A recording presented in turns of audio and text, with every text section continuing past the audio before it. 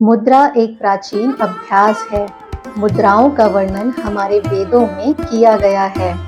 मुद्रा का अभ्यास हमारे संत, ऋषि और योगी शुरू से ही करते आए हैं।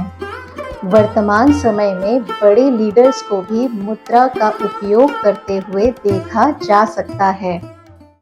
तो आखिर क्या है ये मुद्राएं? क्या है इनका महत्व? ये इतनी शक्तिशाली क्यों है और ये किस तरह काम करती हैं? इन सभी प्रश्नों के उत्तर आपको इस वीडियो में मिलने वाले हैं। नमस्कार दोस्तों, मैं हूं डॉक्टर अंजलि और स्वागत है आप सबका मेरे channel yoga with doctor Anjali पर। इस चैनल पर मैं ऐसी सरल योगा टेक्निक्स शेयर करती हूं जो करने में बहुत आसान है और आपकी सभी स्वास्थ्य समस्याओं को दूर करने में बहुत प्रभावशाली हैं। अगर आप चैनल पर नए हैं तो चैनल को सब्सक्राइब कर लें और बेल आइकन दबा लें। तो चलिए वीडियो को शुरू करते हैं। मुद्राएं हाथों द्वारा बनाए गए अलग अलग जेस्चर्स यानी कि इशारे होती हैं जिनका प्रयोग विभिन्न धार्मिक, आध्यात्मिक और चिकित्सा प्रथाओं में किया जाता है।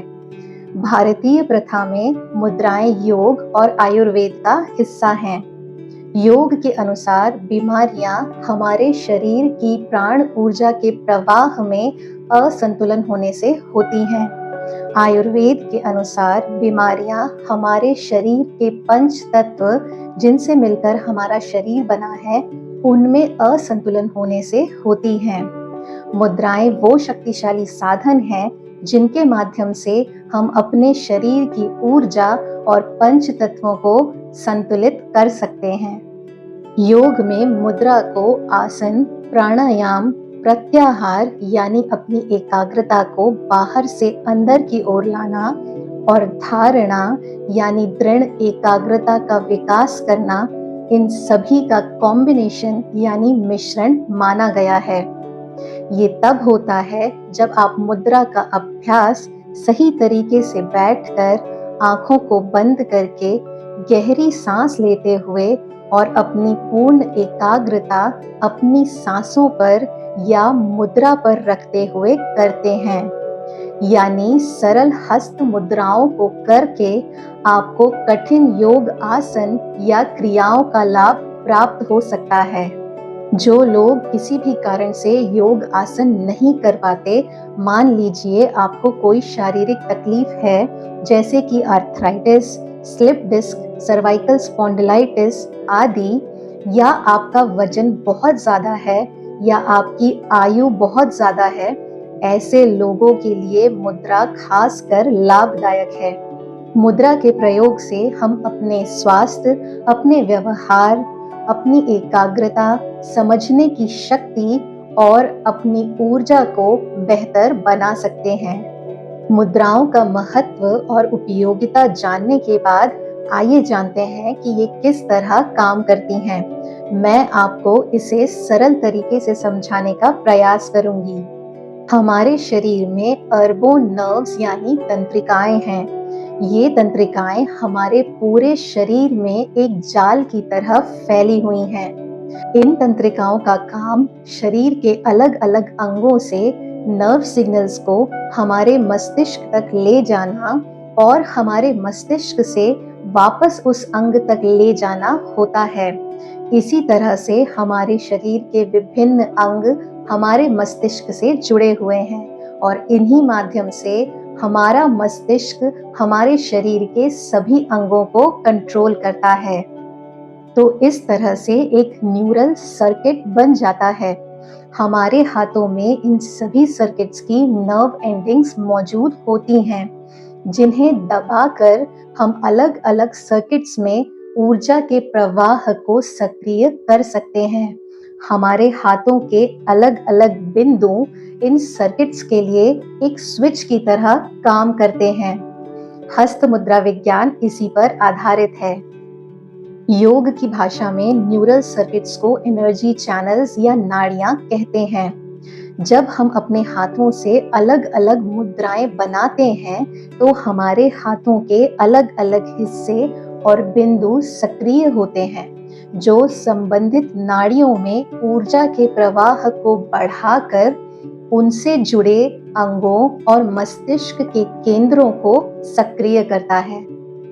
जब तक हम किसी मुद्रा को बनाए रखते हैं, तब तक ऊर्जा संबंधित नाड़ी में प्रवाहित होती रहती है और वहां मौजूद बीमारी या तकलीफ को दूर करती है।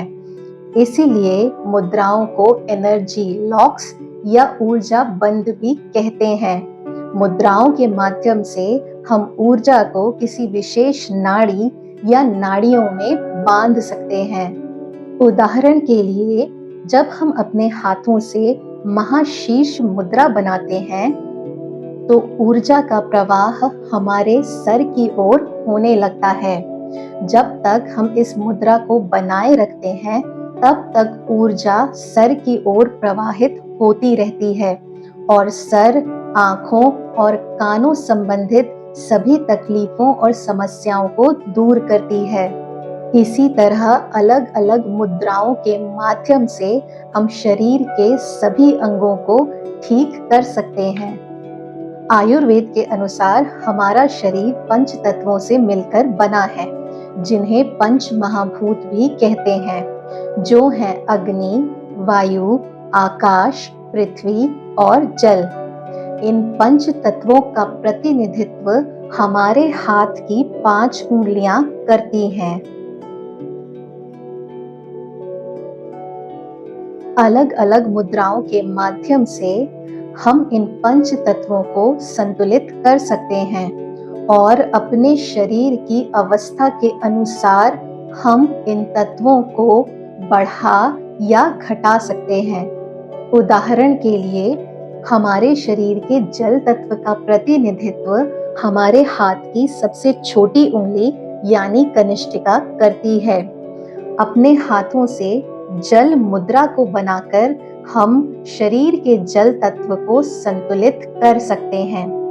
वहीं ऐसी अवस्थाएं जिसमें शरीर के अंदर जल अधिक हो जाता है, उन कंडीशंस में, जैसे कि इडीमा, एसाइटिस या बहुत ज़्यादा सर्दी जुकाम की कंडीशन में, हम जलोधर नाशक मुद्रा का प्रयोग करके जल तत्व को कम कर सकते हैं।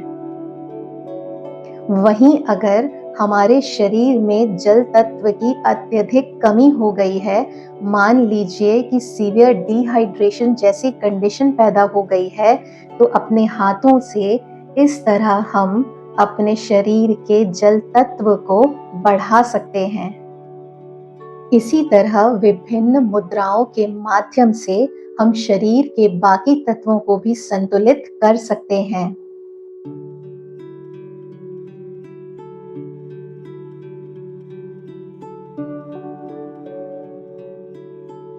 मुद्राओं के माध्यम से हम अपने शरीर के 5 प्राणों और 7 चक्रों को भी सक्रिय और संतुलित कर सकते हैं।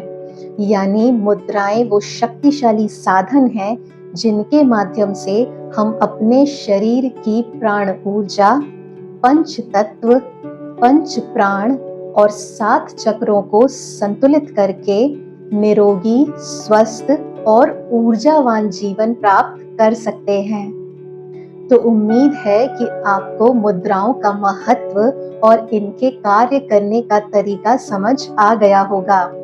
मैंने पहले ही 2 मुद्राओं पर वीडियो बनाई है, जिनका लिंक नीचे डिस्क्रिप्शन बॉक्स में दिया हुआ है। आगे भी मैं अलग अलग मुद्राओं पर वीडियो बनाती रहूंगी। अगर आप किसी खास रोग के लिए मुद्रा के बारे में जानना चाहते हैं, तो आप कमेंट के माध्यम से बता सकते हैं। मैं उस रोग संबंधित मुद्रा पर वीडियो बनाऊंगी। अगर आपको जानकारी अच्छी लगी तो वीडियो को लाइक करें, चैनल को सब्सक्राइब करें और बेल आइकन दबा लें। तो मिलते हैं अगले वीडियो में, तब तक अपना ध्यान रखें। नमस्कार।